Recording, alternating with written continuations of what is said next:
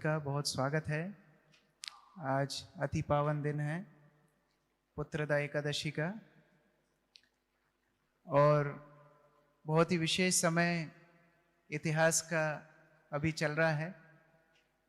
ये समय न भूतो न भविष्यति, न पहले हुआ होगा, आगे हो सकता है, लेकिन पहले तो ऐसा हुआ नहीं। हम देखने वाले हैं भव्य श्री राम मंदिर के उद्घाटन को। भगवान श्री रामचंद्र की जय।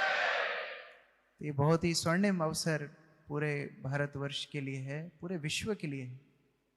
ऐसा उत्साह अभी तक किसी मंदिर के उद्घाटन के लिए नहीं रहा। से घर घर में प्रति व्यक्ति के अंदर इतना उत्साह है, इतना जोश है ये मंदिर के उद्घाटन के लिए। और ये मंदिर केवल एक भावनात्मक स्मारक नहीं है, इसके द्वारा जन जन तक भगवान श्री राम की चेतना को पहुंचना है, जन जन तक उनकी शिक्षाओं को पहुंचना है। ये मंदिर का उद्देश्य होता है। मंदिर का मतलब बहुत सुंदर इमारत नहीं, मंदिर का मतलब है जो जीवात्मा भगवान से विलग होकर के भौतिक संसार में कष्ट भोग रहा है, उस जीवात्मा के लिए पोषण है मंदिर। जैसे अस्पताल शरीर का होता है, वैसे मंदिर आत्मा के लिए आहार है, पोषण है, भगवान से हमें संबंधित करने के लिए एक मार्ग है। ये बहुत ही विशेष अवसर है। कल हम लोग यहाँ इस्कॉन मंदिर में भी उस अवसर को बहुत भव्य रूप से मनाएंगे।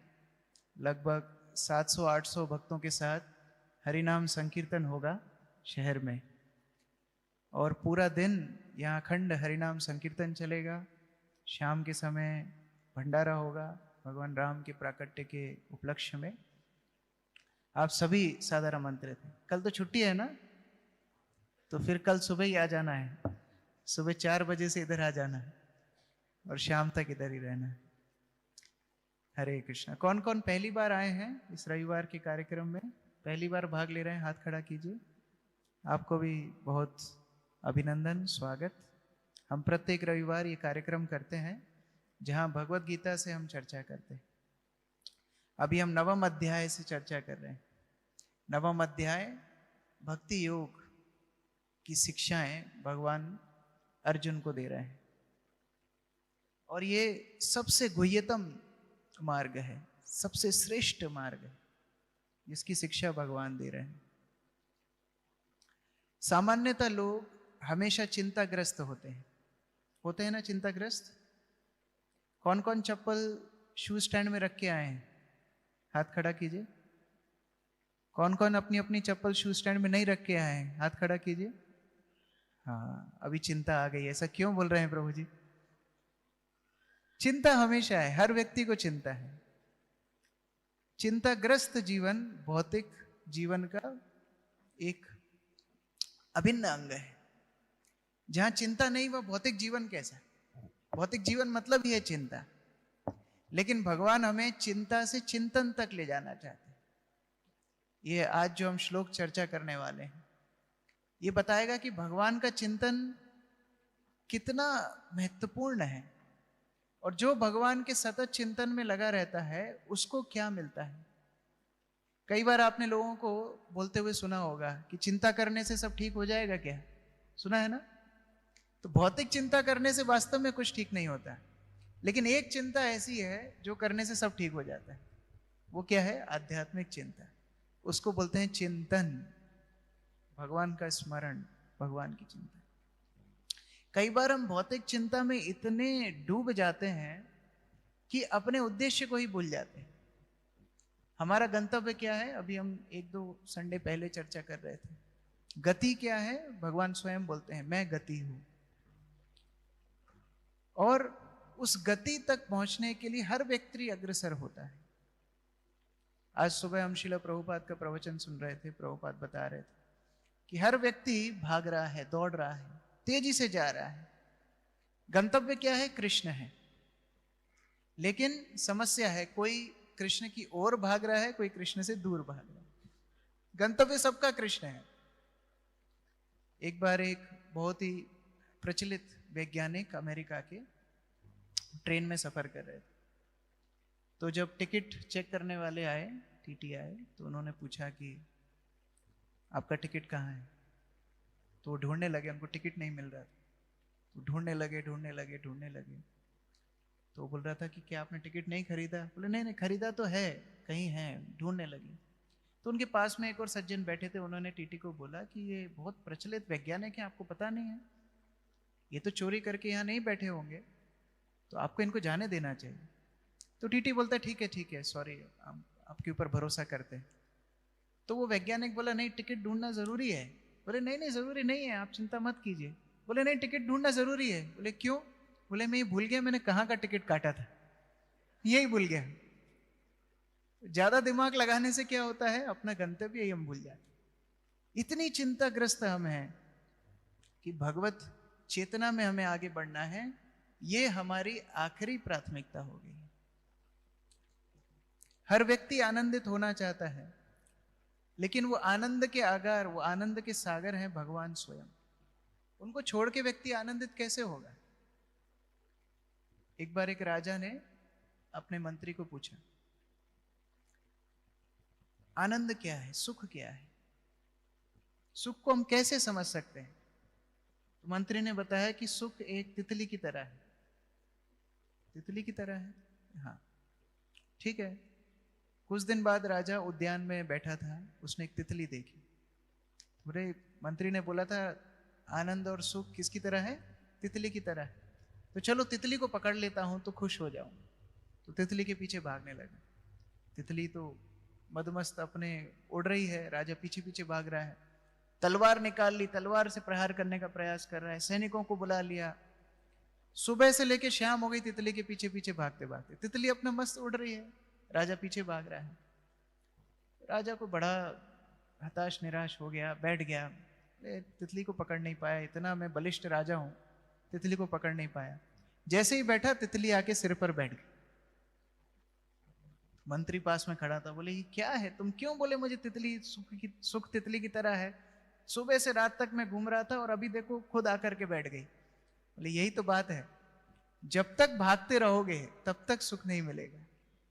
जब शांति से बैठ करके भगवान का चिंतन करोगे, हरे कृष्णा कृष्णा कृष्ण हरे हरे, हरे राम राम राम हरे, बस स्वतः व्यक्ति को आनंद मिल जाता है। तो जो सुख के पीछे भागता है उसको सुख नहीं मिलता है। प्रहलाद महाराज बोलते हैं कि कभी कोई व्यक्ति ने कभी दुख की कामना की है? कभी कोई इच्छा करके दुख को प्राप्त करने के लिए अग्रसर हुआ है? नहीं हुआ है। तो जब दुख बिना मांगे आता है तो सुख क्यों बिना मांगे नहीं आएगा? ये सुख और दुख सिक्के के दो पहलू हैं।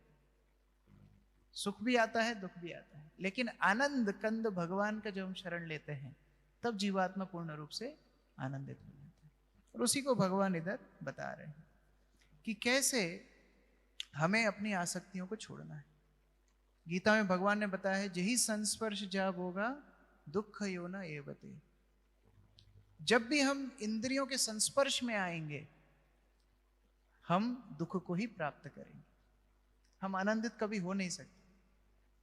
इसीलिए भगवान अलग अलग माध्यम से हमें अपनी इंद्रिय वासनाओं से मुक्त करके अपनी चिंतन में लगाने का प्रयास करते हैं। यह भगवान का कांस्टेंट मिशन है, ये चलता ही रहता है। कैसे जीवात्मा भौतिक सुख छोड़ के, भौतिक आसक्ति छोड़ के मेरी सेवा में लगे। भौतिक आसक्तियां होती इतनी जटिल है कि व्यक्ति स्वतः भगवान को भूल जाता है। अभी आप सब कक्षा में बैठे हैं, घर जाकर के कोई पूछेगा कि बताओ 5 पॉइंट बताओ जो आज क्लास में डिस्कस हुए थे। 5 एक भी बताना मुश्किल हो जाएगा। अभी हम पिछले 10 दिनों से एक सेमिनार अटेंड कर रहे थे। कल शाम को हमको एक भक्त ने पूछा क्या सीखा प्रभु जी बताइए। 5 लाइन बताना मुश्किल होगी। 10 दिन सुना 8-8 घंटे करके, 5 लाइन बताना मुश्किल। तो इंद्रिय जंजाल ही ऐसा है कि व्यक्ति विस्मरण कर जाता है भगवान। रामायण में बहुत सुंदर दृष्टांत आता है, आप सबको पता है। जब भगवान श्री रामचंद्र बाली का वध कर देते हैं और सुग्रीव का राज्याभिषेक लक्ष्मण के द्वारा करवाते हैं, उसी समय पर चातुर्मास शुरू हो जाता है। चातुर्मास में खूब वर्षा होती है, तो अब वर्षा के समय सीता की खोज कैसे करें, ये तो कठिन है। तो ऐसा निश्चय हुआ कि ठीक है, चातुर्मास के बाद सीता की खोज करेंगे। तो ये 4 महीने भगवान श्री रामचंद्र सीता के वियोग में रोते रहे। आप में से कौन कौन हम्पी गए हैं? हम्पी, किष्किंधा जहां थी, एक भक्त गए। वो एक गुफा है जहां भगवान राम रहते थे। उस गुफा में माता सीता के वियोग में भगवान राम दिन रात रोते थे। तो जब चातुर्मास खत्म हो गया, उसके बाद भी सुग्रीव का कोई अता पता नहीं। भगवान राम को बड़ा क्रोध आया। उन्होंने सोचा कि अरे, हम इतने दुख में हैं, इतने कष्ट में हैं, सुग्रीव को हमने राज्य लौटाया, उनकी पत्नी लौटाई, अभी जब उनकी बारी आई तो वो भूल गए। तो लक्ष्मण को बोला तुम जाओ। भगवान राम तो कोई नगर में प्रवेश नहीं करते थे, तो लक्ष्मण को भेजा कि आप जाओ और आप जाकर के वाली ये सुग्रीव को संदेश दो कि वाली को जिस मार्ग से हमने यमराज के पास पहुंचा है, वो मार्ग अभी बंद नहीं हुआ है, अभी खुला हुआ है। आप कहें तो आपका कंफर्म टिकट भी कर दें।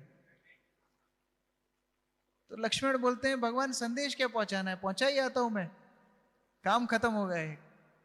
भगवान राम बोलते नहीं, मेरा काम सुधारना है, मैं लोगों का विनाश नहीं करता, मेरा काम उठाना है, गिराना नहीं है। मेरा भक्त है, भूल गया है, उसको स्मरण कराना है। तो लक्ष्मण जाके सुग्रीव को स्मरण कराते हैं उनके कर्तव्य के बारे में, उनके धर्म के बारे में। यहां लक्ष्मण गुरु को संबोधित कर रहे हैं, गुरु तत्व हैं लक्ष्मण। और भगवान स्वयं गुरु को भेजते हैं जीवात्मा को याद दिलाने के लिए कि हमें अपने धर्म को पहचानना है। भगवान का चिंतन, भगवान का स्मरण, भगवान का नाम जप, भगवान के नाम का संकीर्तन, भगवान की सेवा, ये जीवात्मा का धर्म है। इस धर्म का पालन अगर जीवात्मा नहीं करेगा तो कभी भी आनंदित नहीं हो सकता। यहां पर भगवान श्री कृष्ण यही गुरु का कार्य कर रहे हैं, वो स्मरण दिला रहे हैं कि हे जीवात्मा, चिंता मत करो, चिंतन करो। कैसा चिंतन करो? अनन्य चिंतन करो। और जो मेरा अनन्य चिंतन करेगा, जो अनन्य रूप से मेरी सेवा में संलग्न रहेगा, जो मुझसे युक्त रहेगा, उसकी जिम्मेदारी मैं लूंगा। अगर भगवान हमारी जिम्मेदारी ले लें तो इससे बड़ी क्या बात हो सकती है। कई बार छोटे छोटे बच्चों के साथ मजाक किया जाता है। जैसे प्रभुपाद जी अपने बच्चे प्रयाग के साथ एक बार ट्रैम में जा रहे थे, कलकत्ता में ट्रैम चलती थी, तो उसमें जा रहे थे। तो जो टिकट कलेक्टर था वो प्रभुपाद जी की पहचान का था। तो प्रभुपाद के बेटे प्रयाग के साथ मजाक करते, छोटा था प्रयाग, उसको बोलते तुम्हारा टिकट कहाँ है? तो बोले टिकट तो नहीं है। आपके पास टिकट आ रहा है। सबके पास टिकट आ गया? ओके। तो टीटी पूछता है टिकट कहाँ है? प्रयाग बोलते हैं हमारे पास टिकट नहीं है। तो बोले फिर तो हम आपको ट्रेन से उतार देंगे। प्रयाग बोलते नहीं उतार सकते हमको ट्रेन से। आप क्यों नहीं उतार सकते? पापा साथ में। जब तक पापा साथ में है तो ट्रेन से कौन उतारेगा? यह विश्वास भक्त का होता है कि जब हमारे साथ भगवान स्वयं है तो हमें किसी बात की चिंता करने की आवश्यकता नहीं, केवल भगवान का चिंतन करना है, चिंता नहीं करनी। तो आइए हम इस बहुत ही सुंदर श्लोक का पाठ करें, इसके अनुवाद तात्पर्य का पाठ करें। बहुत सुंदर श्लोक है, आप लोग घर जाके इसको याद भी कर सकते हैं।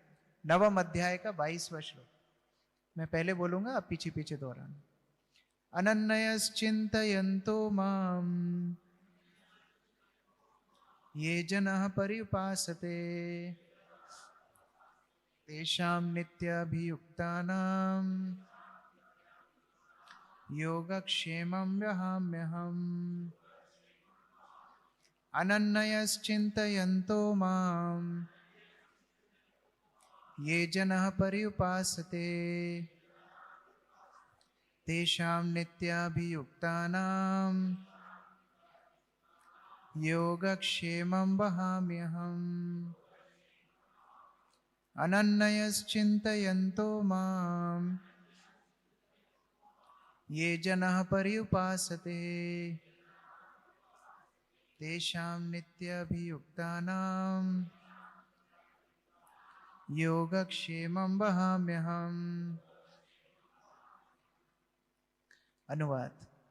किंतु जो लोग अनन्य भाव से मेरे दिव्य स्वरूप का ध्यान करते हुए निरंतर मेरी पूजा करते हैं, उनकी जो आवश्यकताएं होती हैं उन्हें मैं पूरा करता हूं, और जो कुछ उनके पास है उसकी रक्षा करता हूं।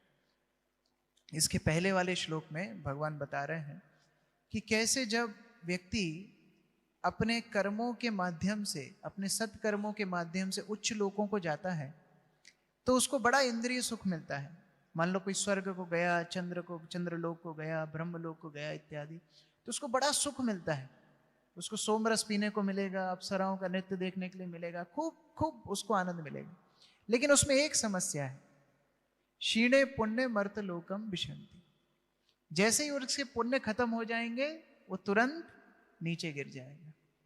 जैसे हम कोई होटल में चेक इन करते हैं, जितने दिन का पेमेंट करेंगे उतने दिन रहना है, जैसे पेमेंट खत्म वैसे ही होटल छोड़ के जाना पड़ेगा। लेकिन भगवान बोल रहे हैं, लेकिन किंतु जो लोग मेरे अनन्य भाव से मेरी सेवा में संलग्न हैं, उनकी जिम्मेदारी मैं लेता हूं। उनके पास जो नहीं है मैं दूंगा, और जो उनके पास है उसकी मैं रक्षा करूंगा। यह भगवान का वचन है अपने भक्तों के लिए। तात्पर्य श्रील प्रभुपाद के द्वारा, जो एक क्षण भी कृष्ण भावनामृत के बिना नहीं रह सकता, वह 24 घंटे कृष्ण का चिंतन करता है और श्रवण, कीर्तन, स्मरण, पाद सेवन, वंदन, अर्चन, दास्य, साख्य भाव तथा आत्मनिवेदन के द्वारा भगवान के चरण कमलों की सेवा में रत रहता है। ऐसे कार्य शुभ होते हैं और आध्यात्मिक शक्ति से पूर्ण होते हैं, जिससे भक्त को आत्म साक्षात्कार होता है और उसकी यही एकमात्र कामना रहती है कि वे भगवान का सानिध्य प्राप्त करें। देखो भक्त कितना चतुर है, वो भगवान से स्वर्ग इत्यादि जैसा सुख नहीं मांगता, वो भगवान को ही मांग लेता है कि भगवान हमें आपके साथ रहना है। अब भगवान तो फटे हाल रहेंगे नहीं, भगवान तो वैकुंठ में रहेंगे, तो अपने आप ही भक्त वैकुंठ पहुंच जाएगा। यद गत्वा न निवर्तन्ते तद धाम परम मम, जहां से वापस आना नहीं पड़ेगा। तो भक्त बड़ा चतुर है। ऐसा भक्त निश्चित रूप से बिना किसी कठिनाई के भगवान के पास पहुंचता है, यह योग कहलाता है।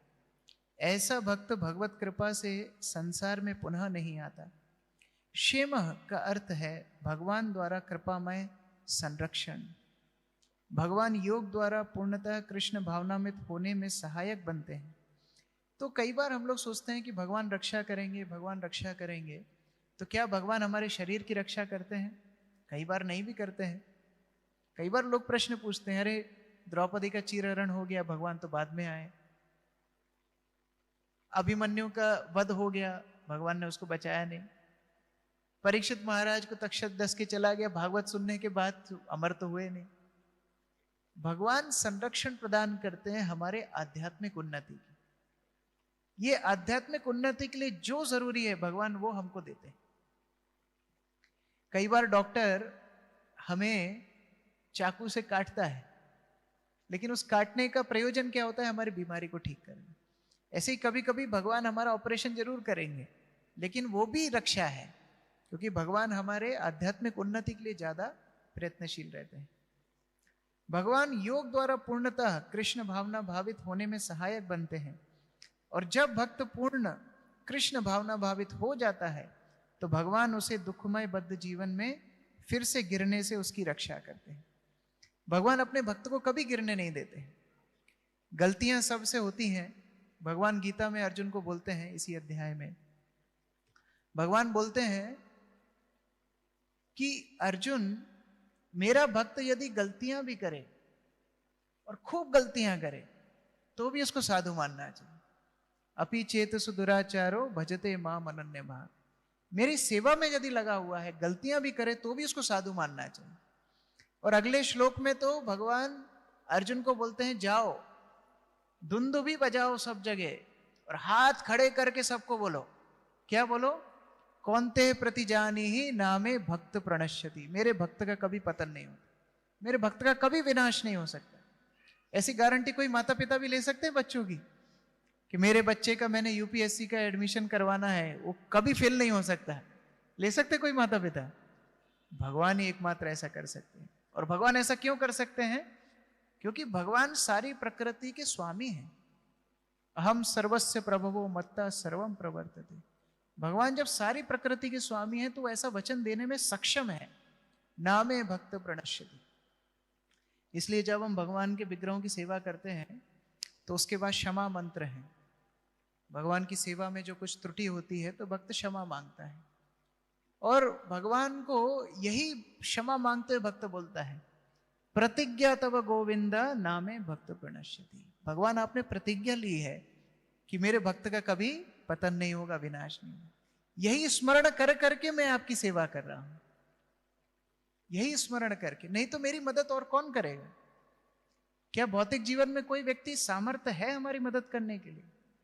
अगर सामर्थ्य है भी तो स्वार्थी इतना है कि उसकी मदद करने की इच्छा नहीं। एक बार अकबर ने बीरबल को बोला कि बीरबल, दुनिया में निस्वार्थ संबंध कौन सा है? बीरबल ने बोला, निस्वार्थ संबंध कोई नहीं है। बोले नहीं, कुछ तो है, माता और बेटे का संबंध तो निस्वार्थ होता है। तो बीरबल ने बोला, आपको डेमोन्स्ट्रेशन दे देते हैं। तो एक बंदर को लेके आए, एक बंदरिया को लेके आए और उसके बच्चे को लेके आए, बंदरिया और बच्चे दोनों को लेके। बोले डेमोन्स्ट्रेशन देंगे।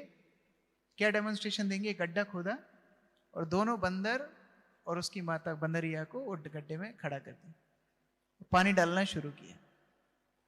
अब जब तक पानी यहां तक नहीं आया था बच्चे के, तब तक तो ठीक था। अब बच्चा जब डूबने लगा, झटपटाने लगा, तो माता ने उठा करके उसको अपने कंधे पे रख लिया।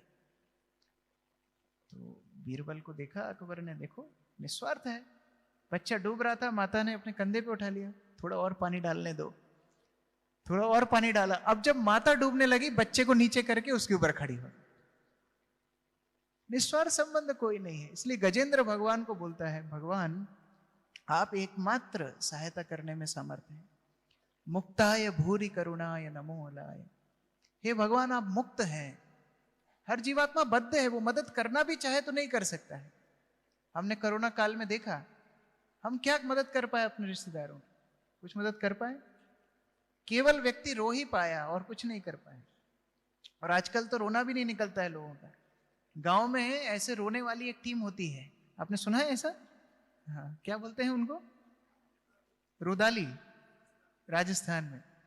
उनको बुलाते हैं लोग पैसा देके, कोई मर जाता है तो वो आके रोना शुरू करते हैं। वो जब रोना शुरू करते हैं तब माहौल बनता है, तब लोगों को रोना आता है। कितनी मदद कोई व्यक्ति किसी की करेगा? गजेंद्र भगवान को बोल रहा है, भगवान मुक्ता है, आप मुक्त हैं, इसलिए आप मुक्त हैं, आप मदद करने में सक्षम हैं। मुक्ताय भूरि करुणाय। भूरि करुणा मतलब, भूरि मतलब बहुत अधिक मात्रा में कुछ होता है। हम बोलते भूरी भूरी प्रशंसा की, भूरी मतलब अधिक।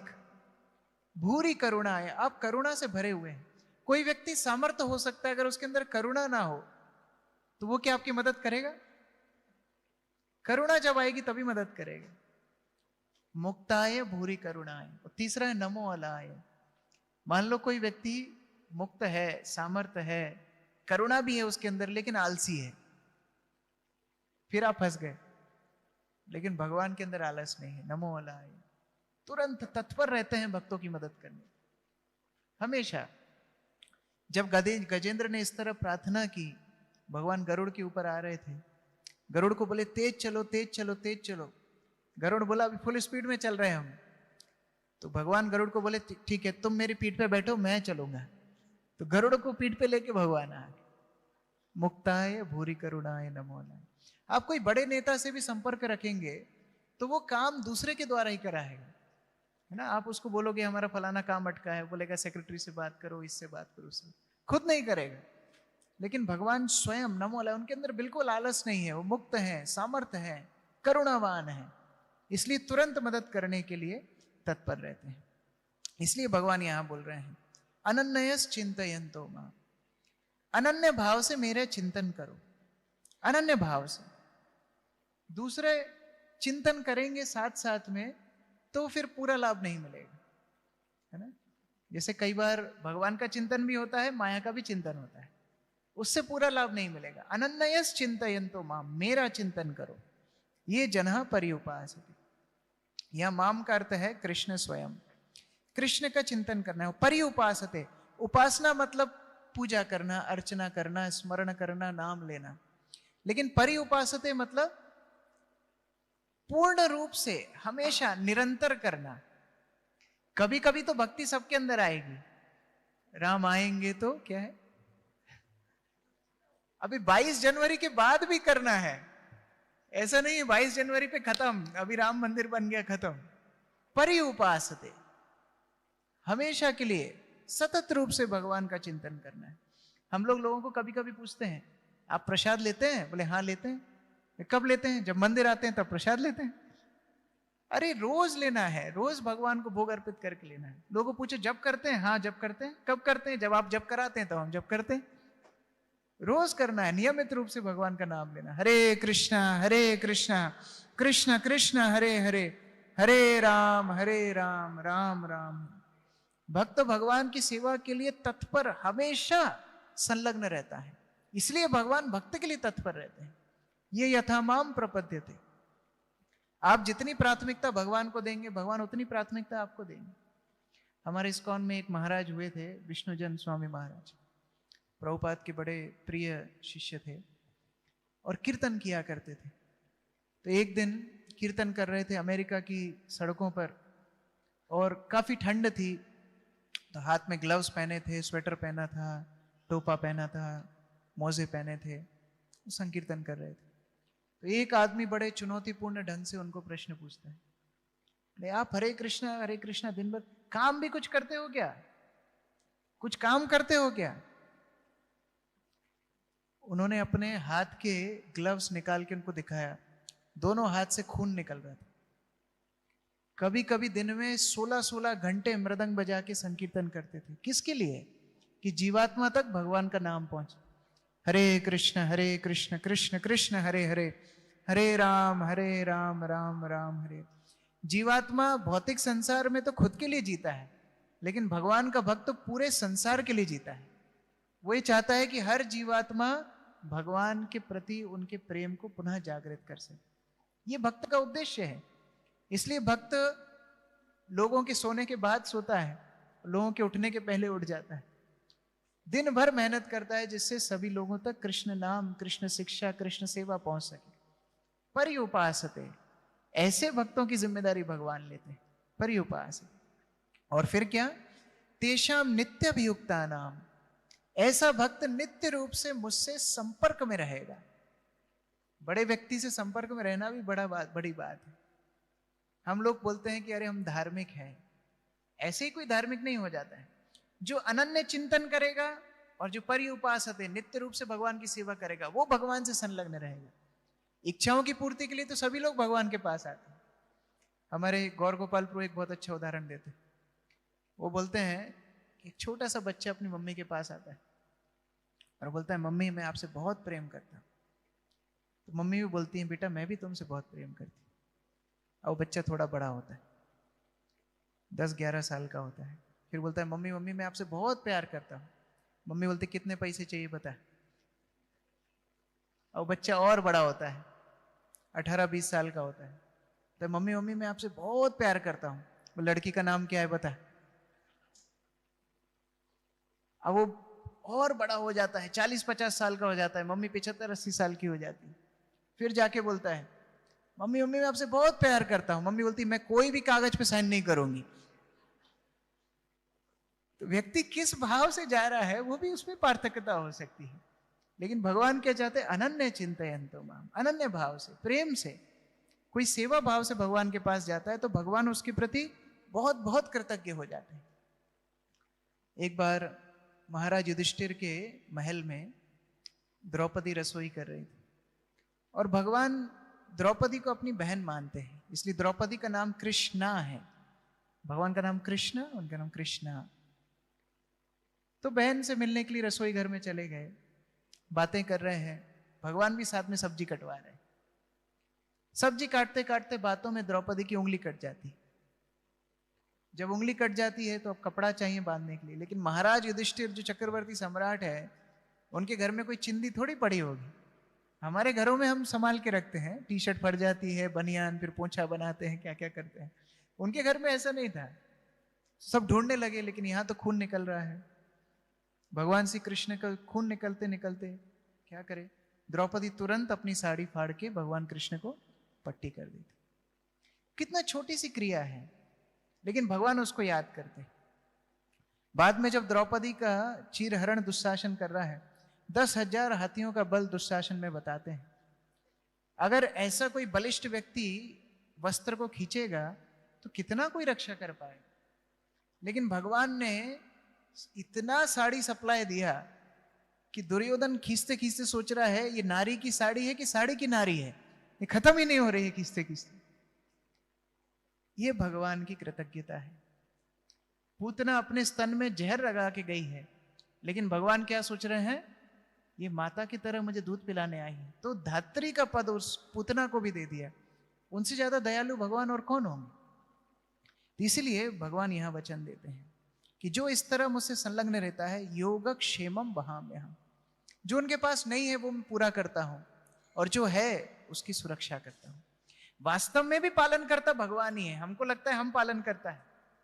एक बार नारद मुनि भगवान राम के पास गए, और भगवान राम को नारद मुनि ने बोला कि भगवान हमने सुना है आप सबका पालन करते हैं, सही बात है क्या? तो भगवान बोले तुमको भी डाउट होने लगा? बोले नहीं, बस ऐसे ही पूछ रहे हैं, सबका करते हैं तो पक्का? बोले हाँ पक्का। तो नारद जी ने बोला ठीक है, थोड़ा भगवान की परीक्षा करते हैं।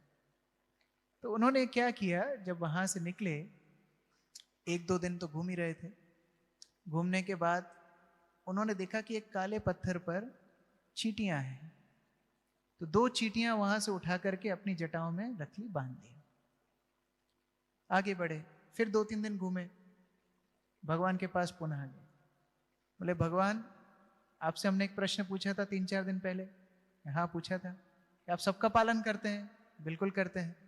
देख लीजिए सबका करते हैं तो? बोले तुम्हारी जटाओं में जो चींटियां हैं उनकी बात तो नहीं कर रहे हो? हाँ उनकी बात कर रहा हूं। बोले उनका पालन कैसे किया, 4 दिन से तो भूखे हैं, हमको तो पक्का मालूम है। बोले नहीं, खोल के देखो। जटा खोल के देखा, उधर कुछ चावल के दाने थे। चावल के दाने कैसे आए भगवान? बोले जब तुमसे मुझसे मिलने के लिए आए थे तो ब्राह्मण स्वस्ति वाचन कर, तो स्वस्ति वाचन करने में चावल उड़ाते हैं, वो तुम्हारी जटा में जाके बैठ गए, और तुम जब स्नान करते हो तो वो नरम पड़ गए, और बढ़िया चींटियां उससे अपना आहार ले रही हैं। तो उनके जाने से पहले मैंने आहार की व्यवस्था उनकी कर दी थी। तो ये भगवान ही कृपा है। तो भगवान वास्तव में सबका ही पालन कर रहे हैं। भगवान को अलग से पालनकर्ता रूप से स्वीकार करने की आवश्यकता नहीं है, लेकिन भक्तों की विशेषता, हर वस्तु, हर कमी को पूरा भगवान करते हैं। आध्यात्मिक रूप से जो उनको चाहिए भगवान पूरा कर देते हैं, और उनका जो स्तर है उसकी रक्षा करते हैं। भक्त का पतन कभी भगवान होने नहीं देते।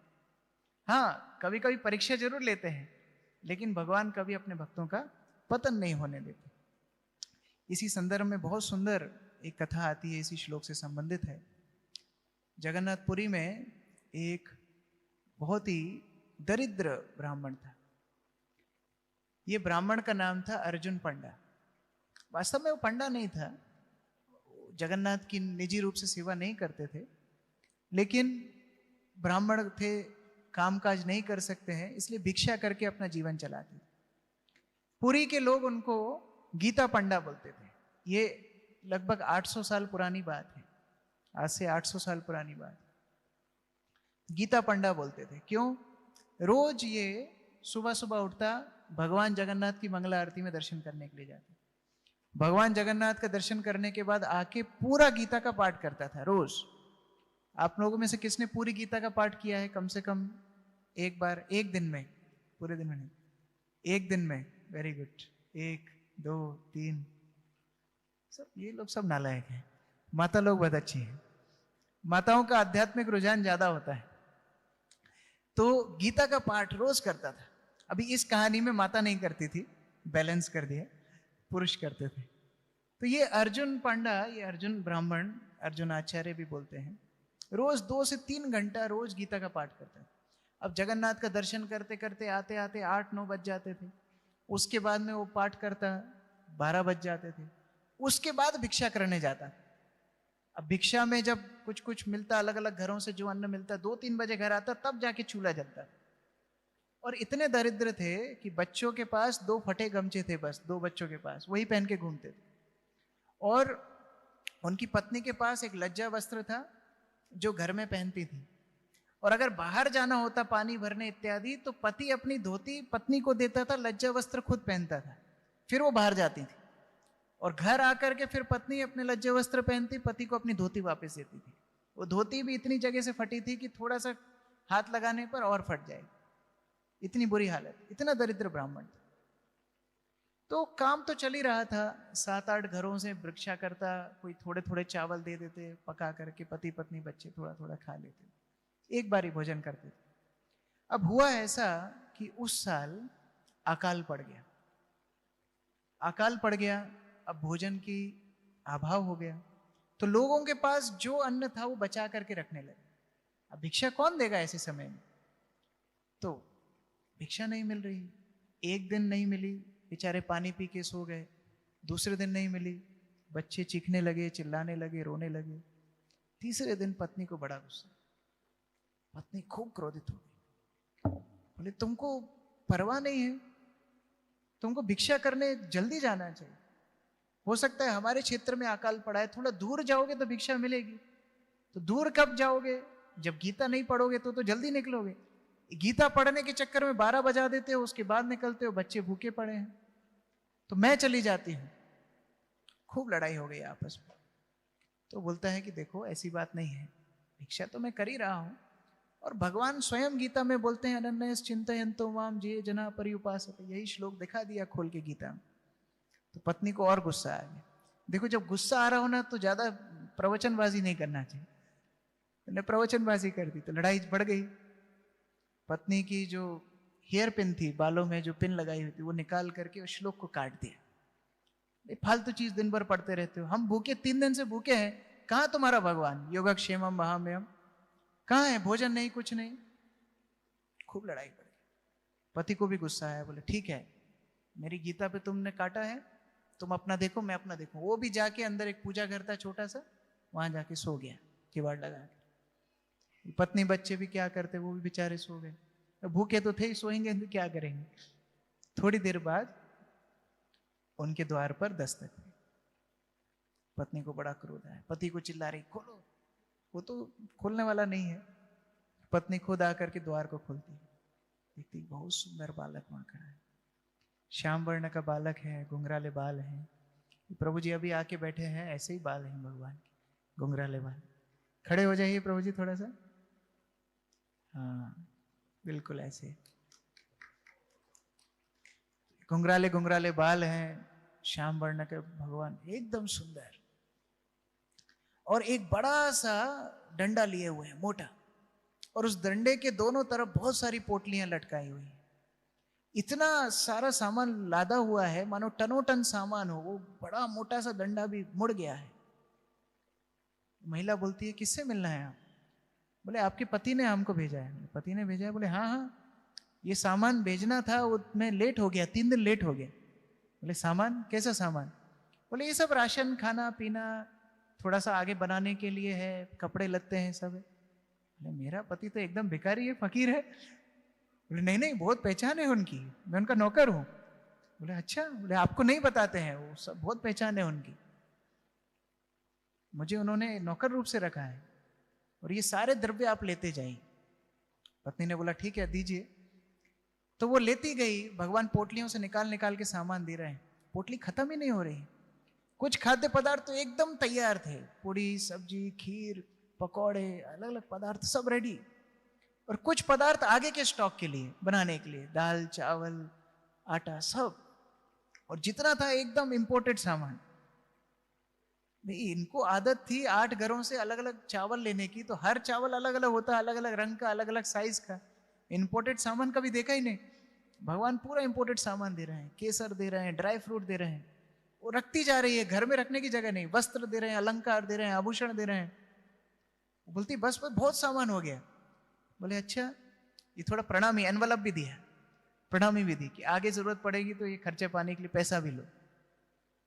बोले अरे इतना मेरे पति की पहचान है? बोले हाँ, आओ आओ अंदर आओ। अंदर लेकर के गई। बोले आप इतना सामान लेकर के आए हैं, आपको थोड़ा शरबत पिलाएंगे। बोले माता मैं शरबत नहीं पी सकता। बोले क्यों नहीं पी सकते, इतना थक गए, इतना सामान उठा के लेके आए। बोले नहीं मैं शरबत नहीं पी सकता। बोले क्यों?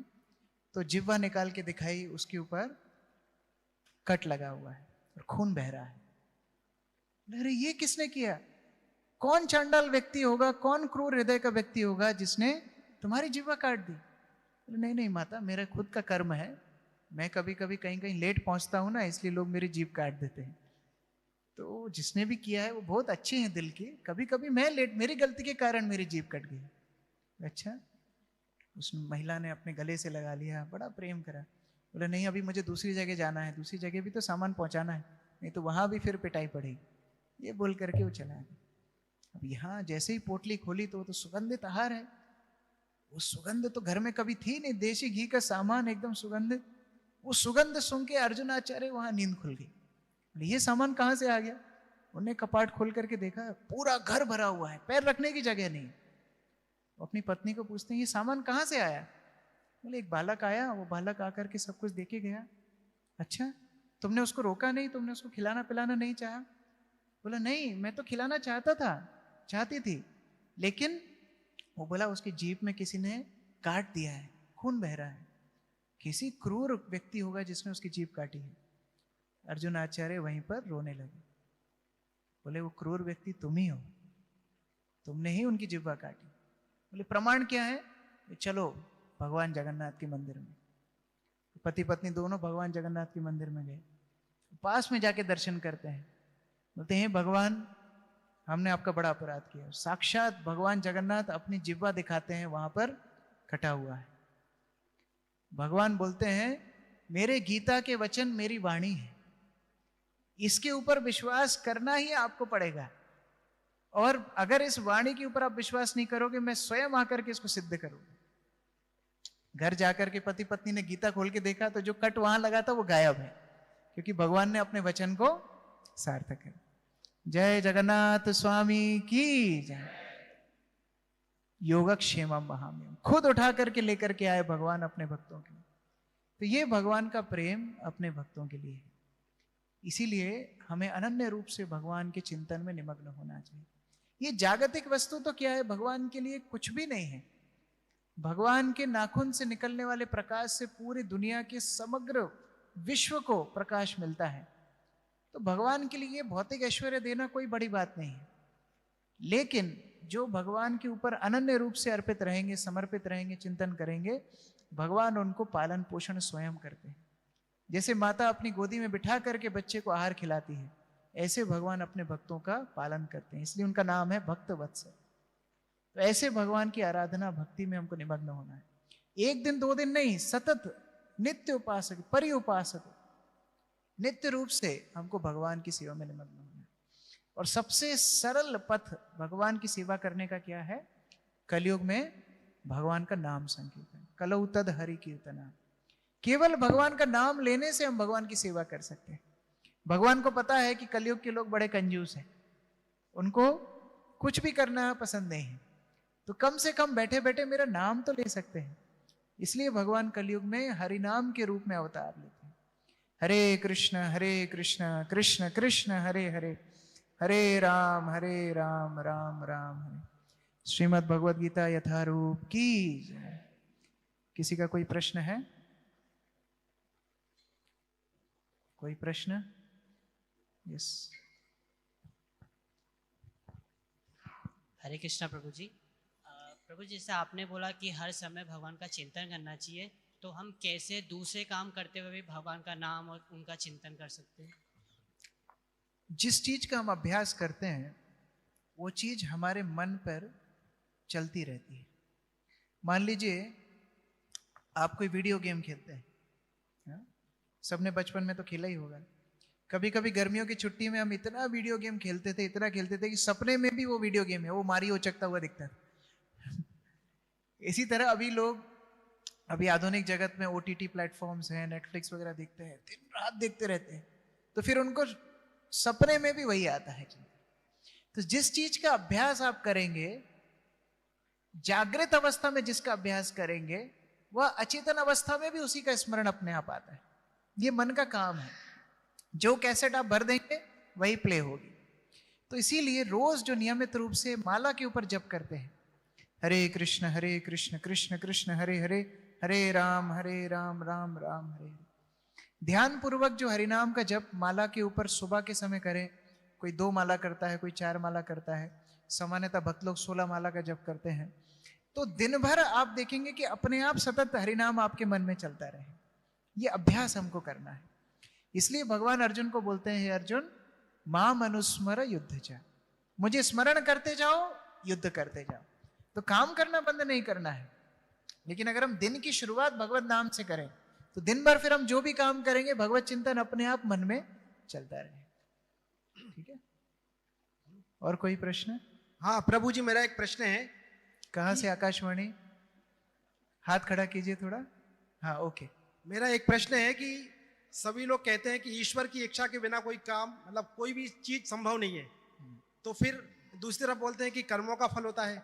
तो जब कर्मों का ही फल होता है तो ईश्वर की इच्छा और कर्मों के फल में क्या डिफरेंस है? मतलब जैसे मान लीजिए कोई माता पिता है, माता पिता बच्चों से बहुत प्रेम करते हैं, माता पिता बच्चों के लिए कभी भी अनहित नहीं चाहते। किसी ने अनहित किया उसका लग रहा है। तो माता पिता बच्चों का कभी अनहित नहीं चाहते हैं, लेकिन बच्चे कभी कभी जिद्दी करते हैं। मान लो कोई बच्चे को बड़ा बुखार है, जुकाम है, वो बीमार है और उस समय पर उसको आइसक्रीम खाना है, माता पिता देंगे?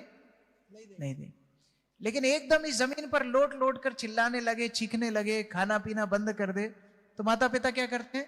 चल थोड़ी सी चख ले, थोड़ी सी खा, है ना। कभी कोई खांसी हो जाती है, आम वगैरह नहीं खाना देते हैं, फिर इतनी जिद्दी करता है, चल थोड़ी एक कली खा ले।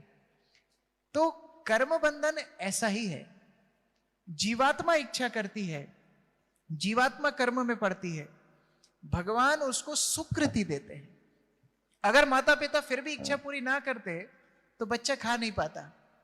लेकिन भगवान जीवात्मा से इतना प्रेम करते हैं, जो माता पिता बच्चों से ज्यादा प्रेम करते हैं ना, वो पिघल जल्दी जाते हैं।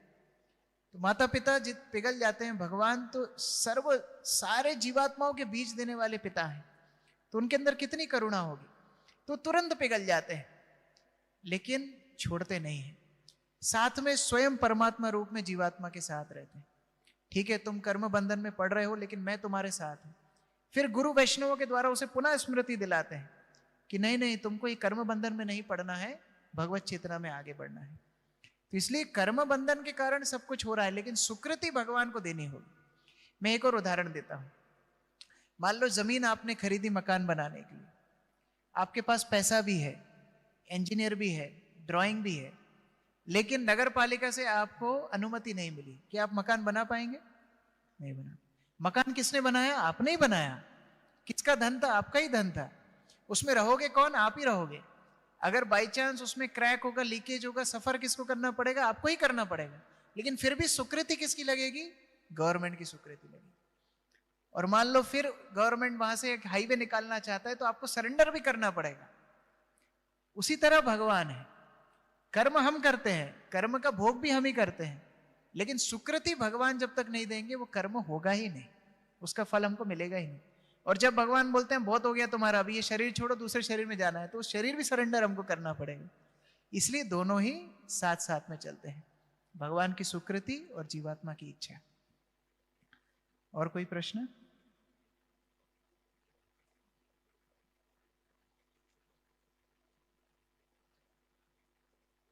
हरे कृष्ण प्रभु जी, दंडवत प्रणाम। मैं ये पूछना चाह रहा हूँ कि कर्म, शुभ कर्म और शुभ मुहूर्त क्या है? जब अपने कर्म अच्छे हैं तो मुहूर्त का भी क्या इसमें इम्पोर्टेंस है? मुझे फंसाना चाहते हो क्या आप? राजनीतिक मुद्दा बनाना चाहते हो? देखिए, दोनों का अपना प्रभाव है। कर्म अच्छे भी होना चाहिए, मुहूर्त भी देखना चाहिए, दोनों ही देखते हैं। जो लोग भी ये सब विज्ञान को जानते हैं, शुभ मुहूर्त में शुभ कर्म करने का अपना एक फल मिलता है। लेकिन भगवत नाम जहां संकीर्तन होता है, वह संकीर्तन में कोई नियम का विचार नहीं। नाम नाम अकारी बहुधा निज सर्वशक्ति तत्रार्पिता नियमित स्मरणे न काला, स्मरणे न काला, उधर काल का विचार नहीं, कर्म का विचार नहीं। इसीलिए कोई भी क्रिया हो अगर उसके साथ संकीर्तन जुड़ जाए तो फिर वो क्रिया की सारी त्रुटियां माफ हो जाती। इसलिए हम देखते हैं हमारे मंदिरों की जब स्थापना होती है साथ में संकीर्तन चलता रहता है। अंदर वैदिक ब्राह्मण स्वस्ति वाचन पुरुषोक्त इत्यादि प्राण प्रतिष्ठा करते हैं, लेकिन बाहर भक्त लोग हरे कृष्णा कृष्ण कृष्ण हरे हरे, हरे राम राम राम। तो जहां साक्षात मंगलकारी भगवान हो वहां अमंगल कैसे हो सकता है? इसलिए भगवत नाम जहां जुड़ जाए वहां पर फिर कोई विचार नहीं होता। लेकिन हाँ, जो कर्म कांड इत्यादि करते हैं जहां भगवान के नाम का आश्रय नहीं है वहां पर मुहूर्त देखना आवश्यक होता है। और कोई प्रश्न माताओं से? ओके, इधर रविंद्र प्रभु, हाथ को क्या हुआ? बड़ा विशिष्ट समय चल रहा है, उसी संदर्भ में मेरा प्रश्न है। अयोध्या में जो भगवान श्री राम की प्राण प्रतिष्ठा का जो आयोजन हो रहा है कल, उसको लेके जो चारों शंकराचार्यों के जो वो आए हैं कथन, तो आप उस संदर्भ में आपका क्या कहना है? फिर मैं बहुत छोटा व्यक्ति हूँ, शंकराचार्य हमारे धर्म के बहुत बड़े पदाधिकारी हैं, उनके ऊपर टिप्पणी करना हमारा कर्तव्य नहीं। आसमान के ऊपर थूकेंगे तो थूक हमारे ऊपर ही गिरेगा। अलग अलग साधु संतों का अलग अलग भाव होता है, वो उनके भाव के हिसाब से चलते हैं, उनके ऊपर हमको टिप्पणी नहीं करना चाहिए। ठीक है प्रभु जी, हरे कृष्ण प्रभु जी, दंडवत प्रणाम। पीछे माइक। हरे कृष्ण प्रभु जी, दंडवत प्रणाम। मेरा प्रश्न यह था कि अनंत अविनाशी आत्मा, उसे नश्वर शरीर की अभिव्यक्ति के लिए आवश्यकता क्यों पड़ती है? यही तो मूर्खता है। जब व्यक्ति पागल हो जाता है तो नाली से पानी उठा करके पीता है। अगर किसी के भी घर में पानी मांगता तो क्या पानी नहीं मिलता? यही तो पागलपन है, फिर उसको पागल खाने में भेज दिया जाता है। जीवात्मा जो आनंद स्वरूप है, स्वयं सच्चिदानंदमय है, भगवान की संगति में नित्य रूप से वहां लीला विलास कर रहा था, फिर इच्छा हो जाती है ये सड़े भौतिक जगत में आने की। यही तो मूर्खता है। इसलिए भगवान हमें गीता के माध्यम समझा रहे हैं, ये मूर्खता को छोड़ो, मेरी भक्ति करके पुनः मेरे धाम में वापस आ जाओ। ठीक है? भौतिक शरीर का महत्व नहीं हुआ प्रभु जी? हाँ, यानी जो नश्वर शरीर है, भौतिक शरीर, उसका महत्व कुछ भी नहीं हुआ क्या? महत्व है। महत्व इसलिए है, जैसे मान लीजिए आप समुद्र में चले गए। अब हम जमीन में रहने वाले व्यक्ति हैं, मनुष्य थलचर है, उनको जल में डाल दिया जाए तो वो जल में कितनी देर तैर सकते हैं? लेकिन जल में अगर एक नाव मिल जाए तो फिर हम जल को पार कर सकते हैं। नाव में रहना हमारा काम नहीं है, हम जल में नहीं, नाव में नहीं रहते हैं, हम थल में रहते हैं, हम जमीन में रहते हैं। लेकिन जब पानी में गिर गए और नाव मिल जाए तो नाव सहायक बन जाता है नाव से समुद्र को पार करने में। उसी तरह शरीर नश्वर है, ये हमारी प्राकृत अवस्था नहीं है, लेकिन क्योंकि हम भौतिक संसार में गिर गए, अब ये शरीर को ही हम यंत्र बना करके भक्ति करके तो पुनः भगवत धाम जा सकते हैं। इसलिए शरीर के माध्यम से भगवान की सेवा करना है। ये कानों से उनकी कथा सुनना, आंखों से उनका दर्शन करना, जिह्वा से उनका नाम लेना, हाथों से उनकी सेवा करना, इस माध्यम से हम भगवत धाम पुनः जा सकते हैं। इसलिए शरीर की आवश्यकता है। माताओं से एक दो प्रश्न लेंगे, नहीं तो माताएं बुरा मान जाएंगी। ठीक है, किसका प्रश्न है? हरे कृष्णा प्रभु जी, दंडवत प्रणाम। मेरा प्रश्न ये है कि जो पांडा थे वो भगवान की तो नित्य भगवत कथा करते थे, पूजा करते थे, और उनकी जो पत्नी थी, जब उनके सामने जब विपत्ति आई तो उनकी पत्नी ने जैसे सवाल उठाया, तो हमारा जो अभी भक्ति का लेवल है, मतलब ऐसे तो हमें भी पता है कि भगवान सब संभाल लेते हैं, लेकिन हमारा क्या होता है कि हमारे अंदर वैसी चेतना मतलब विकसित नहीं होती है। कभी कभी हम भी वैसे, जैसे उनकी वाइफ ने मतलब सवाल उठा दिया, वैसे हमारे अंदर भी वैसे सवाल उठ जाते हैं। तो हम हमारे अंदर जैसे वो पांडा थे वैसी चेतना कैसे विकसित होगी, क्या करेगी? इसीलिए भगवान ऐसा नहीं है कि 800 साल पहले किसी की आवश्यकता पूरी करे हैं तो तब से ही उनका नाम पतित पावन चल रहा है। नहीं, वो रोज अपने भक्तों की इच्छाएं पूरी करते हैं, रोज उनका पालन करते हैं।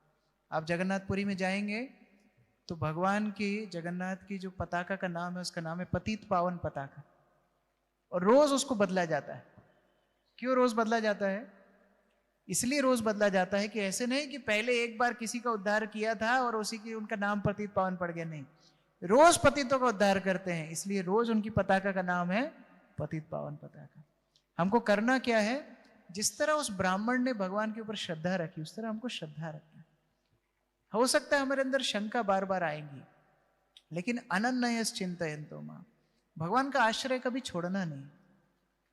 भगवान को हमेशा ये बोलना है, भगवान आशिलिष्य वा पादरताम पिनष्ट माम अदर्शनाम मर्महताम करो तुवा यथा तथा वा विदधातु लंपटो मत प्राणनाथस्तु सएव नापरा। हे भगवान, आप मुझे स्वीकार कीजिए, आप मुझे धिक्कार के फेंक दीजिए, आप मुझे तपाइए, आप मुझे जलाइए, आप मुझे जो कीजिए, आपकी शरण छोड़ के मैं जाने वाला हूं नहीं। बस अगर हमारे अंदर इतना एक संकल्प आ जाए, भगवान हमारे सारे अनर्थों से हमको मुक्त करके अपने धाम में ले जाएंगे। ठीक है जी, हरे कृष्ण।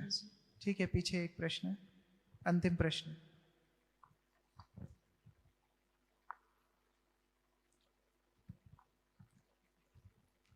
पीछे प्रभु जी का प्रश्न है।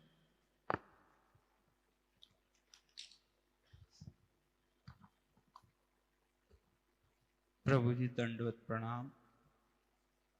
दरअसल जैसे आपने बताया कि हरे कृष्ण महामंत्र जो है यह एक समय के बाद फिर कंटिन्यू चलता रहता है, फिर हम चाहे माला जप न करें। नहीं, हाँ। ऐसा नहीं बोला मैंने। अच्छा। मैंने ऐसा बोला है जो रोज माला करेगा उसके ध्यान में चलेगा, हाँ जो माला छोड़ देगा वो टेप कैसेट भी बंद हो जाएगी। हाँ जी। तो वो 2022 में मैं आया था फर्स्ट टाइम यहाँ पर, मैंने जप किया और वो कंटिन्यू चलता दिन रात। फिर मैंने किसी से शेयर कर दिया, मित्रों से, इनसे, वो बंद हो गया। अब क्या इसलिए करूं ताकि वो फिर नरोत्तम से दास चालू- ठाकुर बोलते हैं, अपन भजन कथा ना कही वो जथा तथा। अपने भजन के बारे में इधर उधर बताना नहीं चाहिए। अपने गुरु वर्ग को बता सकते हैं, जो भक्त आपको मार्गदर्शन दे रहे हैं उनको बता सकते हैं, लेकिन सबको डंका नहीं पीटना चाहिए। फिर क्या होता है, माया हमको ग्रसित कर ले, क्योंकि अभिमान आ जाता है, और जहां अभिमान आता है वहां कृष्ण चेतना नहीं होती। तो इसलिए अपने से वरिष्ठों को बता सकते हैं, उनका आशीर्वाद प्राप्त करने, लेकिन सामान्य लोगों को अपनी मन की बात नहीं बताना चाहिए। अब वो गलती तो हो गई गुरुदेव, पर अब कैसे वापस कंटिन्यू करें, कुछ उपाय बताओ। भगवान का आश्रय लेना चाहिए। बच्चा जमीन पर गिरता है, फिर जमीन का ही सहारा लेकर के खड़ा होता है। उसी तरह हम भक्ति में गिरे, फिर भक्ति का ही सहारा लेके खड़े हो। तो रोज भगवान को जब आप जप करें, भगवान को प्रार्थना करना, हे भगवान मैं आपको हमेशा स्मरण करूं, कभी भूलूं ना, ये भगवान को प्रार्थना करना है। हरे कृष्ण। हरे कृष्ण। जगत गुरु श्रील प्रभुपाद की जय। अच्छा, इधर एक प्रश्न है, लास्ट, सुपर लास्ट।